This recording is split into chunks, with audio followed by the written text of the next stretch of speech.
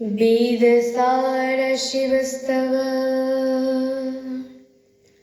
पशूनां प्रतिं पापनाशं परेशं गजेन्द्रसकृतिं वशानन्वरेण्यं जटाजूटमध्ये सुरद्राङ्गवारिं महादेवमीकं स्वरामि स्वरारिं महेशं सुरेशं सुरारातिनाशं विभूमेश्वरनाथं विभूतं बभूषं विरूपाक्षमृन्दकवन्दितनेत्र सदानन्दमीरे प्रभुं पञ्चवक्त्रम् गिरीशं गणेशं गले नीलवर्णं गवेन्द्राधिरूढं गणातीतरूपं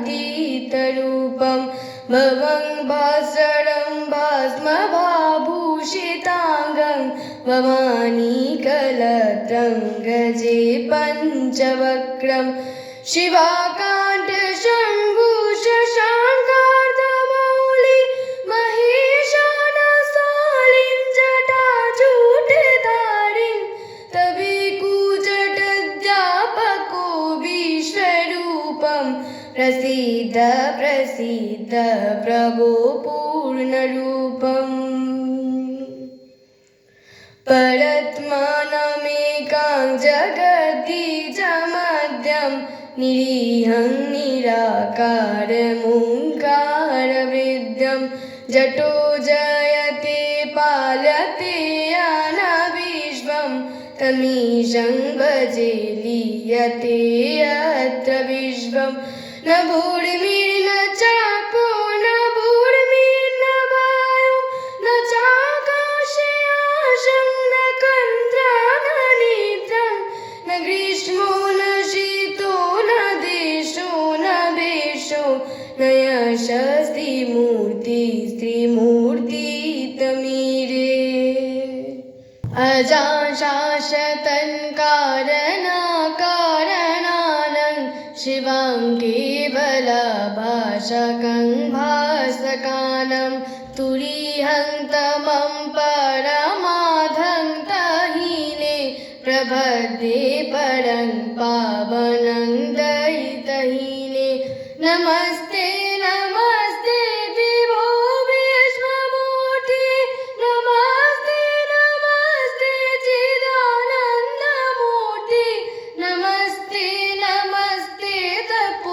तपोयोगगम्य नमस्ते नमस्ते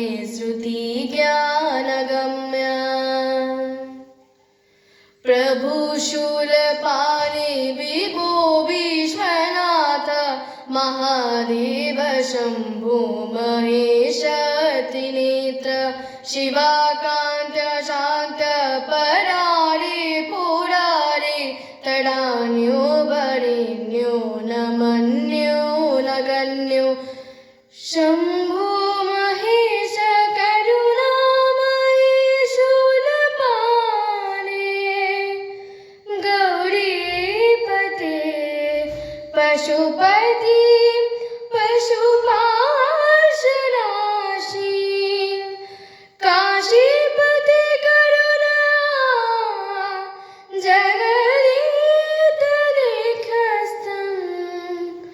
हंसी पासि विरदासि मारे सरोषि तद्यो जगत् भवति देव भव सरारे तयैव ते स्तति जगन्वीर विश्वनाथ तयैव गच्छति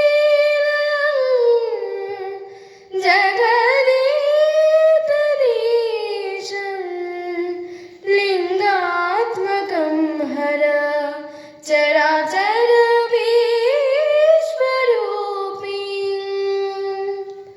देशीमत् शङ्कराचार्य